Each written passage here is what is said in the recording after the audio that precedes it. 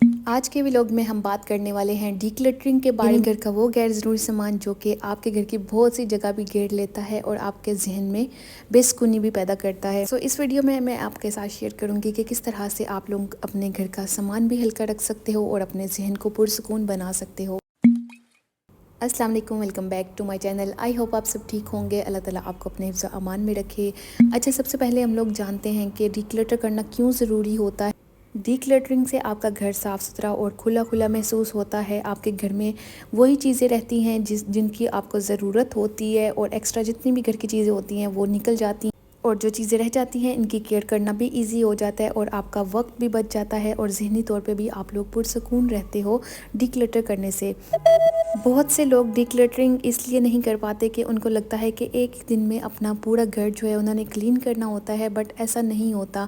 जब आप लोग डीक्लटर करते हो तो आप लोगों को घर का एक कोना पकड़ना होता है। जैसा कि आप लोग डेली रूटीन में किसी एक दराज को क्लीन कर सकते हो, टेबल को क्लीन कर सकते हो या कोई ऐसा कोना जिसकी वजह से आपको जहनी तौर पर बहुत ही ज़्यादा उलझन महसूस हो रही हो। तो आप लोग किसी कोने को डीक्लटर करते हो तो आप लोग 3 डिब्बों का या 3 थैलों का इस्तेमाल कर सकते हो। एक थैला जो कि डोनेट करना हो, एक थैला जो कि वेस्ट करना है और एक थैला जिसमें आपकी यूज़ की चीज़ें होंगी। वो चीज़ें जिनकी वाकई ही ज़रूरत हो उनको एक थैले में रख लें। जो चीज़ें अच्छी हालत में हों और आप इनको इस्तेमाल ना कर रहे हों उन चीज़ों को आप डोनेट कर दें।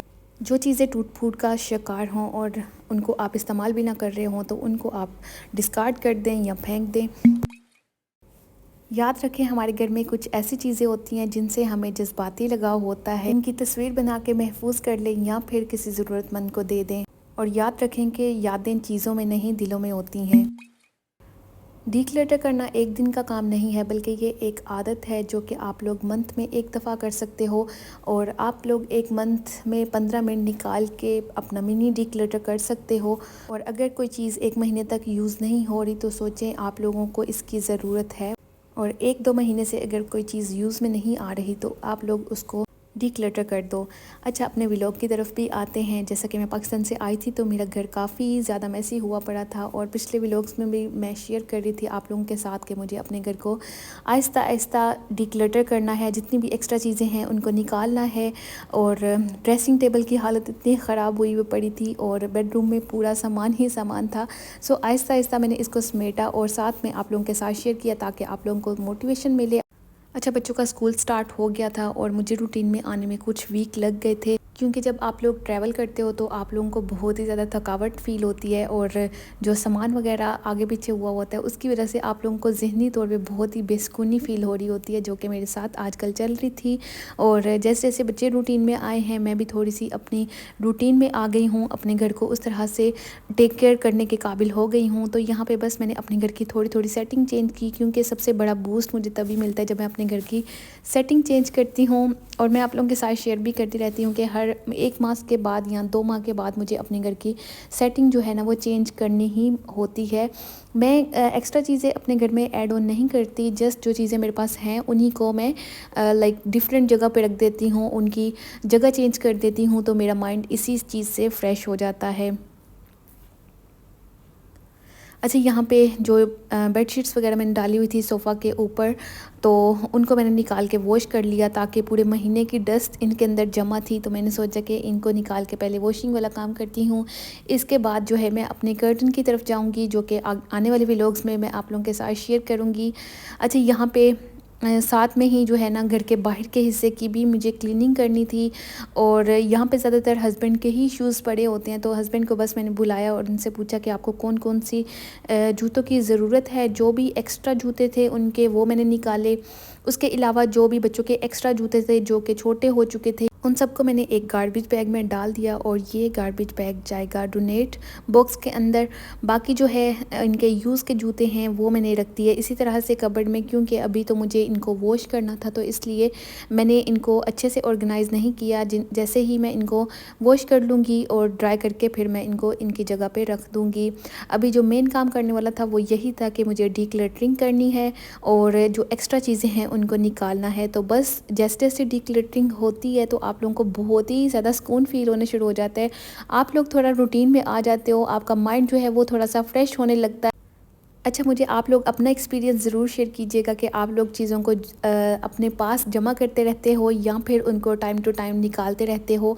और मेरी हमेशा से यही आदत है कि चीज़ों को जितना जल्दी हो सके मैं डिक्लटर कर दूं, और मंथ या 2 मंथ के अंदर मैं चीज़ों को ज़रूर निकाल देती हूँ जो कि मेरी काम की नहीं होती। और चीज़ों को लेके कभी भी मैंने अपने साथ अटैचमेंट नहीं रखी, ताकि किसी भी चीज़ के साथ मैं इमोशनली अटैच नहीं होती, और ना ही उनको फेंकते हुए मुझे दुख होता है कि इस चीज़ के साथ मेरी बहुत सी यादें वाबस्ता हैं। बाकी आप लोगों की इस बारे में क्या राय है मुझे कमेंट में ज़रूर बताइएगा, अपने एक्सपीरियंस शेयर कीजिएगा और अपनी आदत मुझे बताइएगा कि आप लोगों ने ये आदत अपनाई है या फिर आप लोग कोशिश करते हो डिक्लटर करने की। अच्छा, यहाँ पे मैं कंटेनर्स लेके आई थी जिनकी मुझे बहुत ही ज़्यादा कमी फ़ील हो रही थी, और ये कंटेनर ऐसी चीज़ है ना कि जितने मर्ज़ी आप लोग ले आओ ये कभी पूरे नहीं हो सकते। या तो इनके ढक्कन गुम जाते हैं, या फिर कभी आपके कंटेनर मिल नहीं रहे होते, या फिर आप लोग खाना वगैरह डाल के किसी को देते हो तो उसके बाद वो कंटेनर वापस नहीं आते।